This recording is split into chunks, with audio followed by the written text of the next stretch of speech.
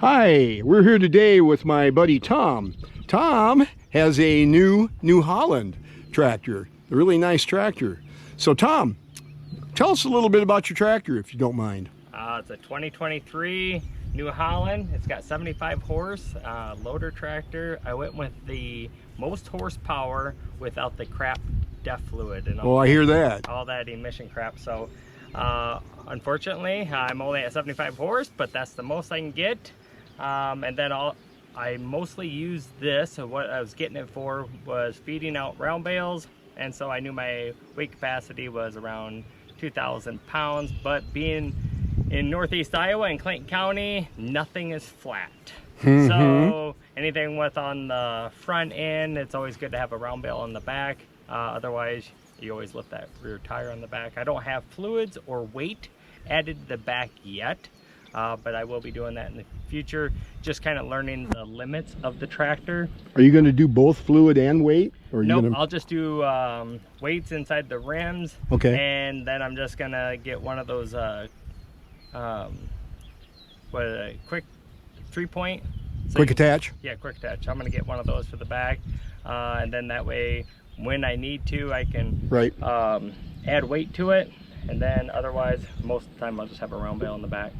So it's got 75 horse, like I said. My why for getting the tractor. Yeah, why did you get it? You had a nice skid loader, didn't you? Yeah, so I had a LS 190 skid loader. That thing was super powerful, heavy. Had foam filled tires. That thing was awesome. I had a close call, and we always have close calls on the farm, hobby farm or big farm, doesn't matter.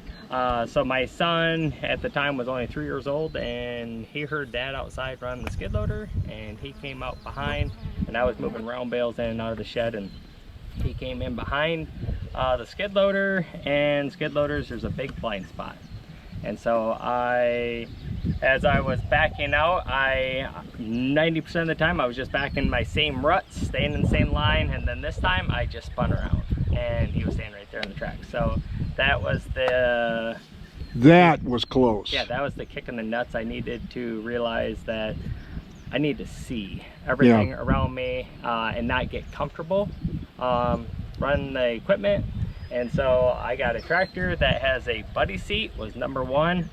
And then this way you can be with me when I'm plowing snow, doing chores, mowing the pasture, whatever it is. Like I said, it's just a hobby farm, mostly horses, a few cows.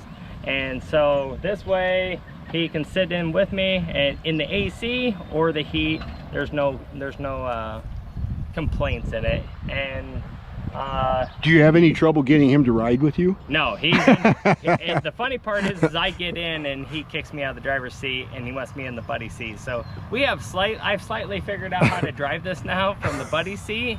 And so it's got that shuttle shift. That's nice. I really like that. The controls are super simple. I didn't want the fancy cab. I told him I wanted just the basic cab. The only thing I really wanted was heat, AC, and the buddy seat. I don't need a radio. I don't need any of that crap. But the tractor's awesome. I just broke 50 hours on it. I think I'm at 51 hours right now. I've had it. I got it still when snow was on the ground. So I think it was late February, early March. You know, we talked about this quite a bit up to the point that you were getting it and when you actually got it. And this is the first time that I have seen it. Oh, really? We've just never been able to connect, and, our schedules just don't jive. I wanted you to come and look at it when it only had, when it was brand spanking new and sparkling. 1 hour, super clean. And the funny part is I kept the cardboard in there the whole entire time, thinking, I'm like, well, Gary's going to come and do an interview. I'm like going to pull the cardboard out and try to keep it there. Now, since it's over, it's all... Anyway, I gotta finally clean it. So we get them to work. Yep. It's nice to keep them clean and take care of them, but the environment they live in, keeping it sparkling all the time is too much of a challenge.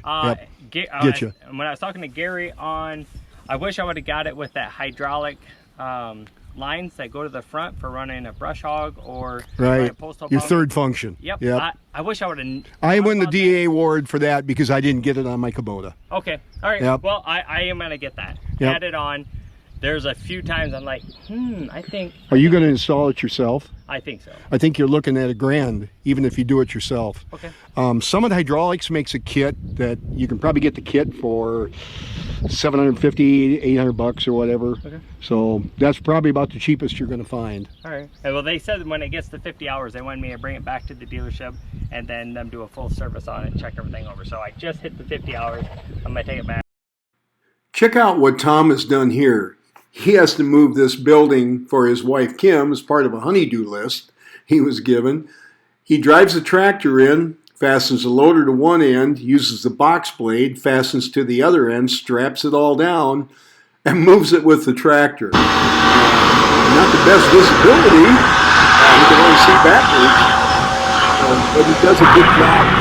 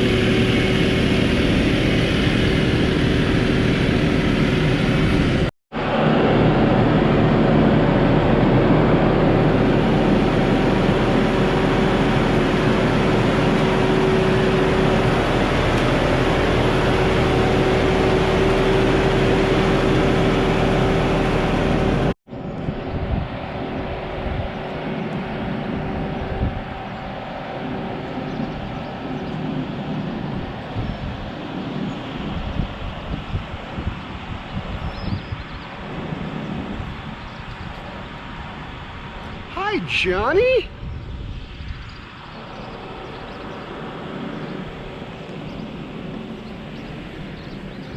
Hi, Johnny. How are you, big guy? Hi, Johnny. Oh, boy. Hey, remember me? Jack and Adam. Big boys.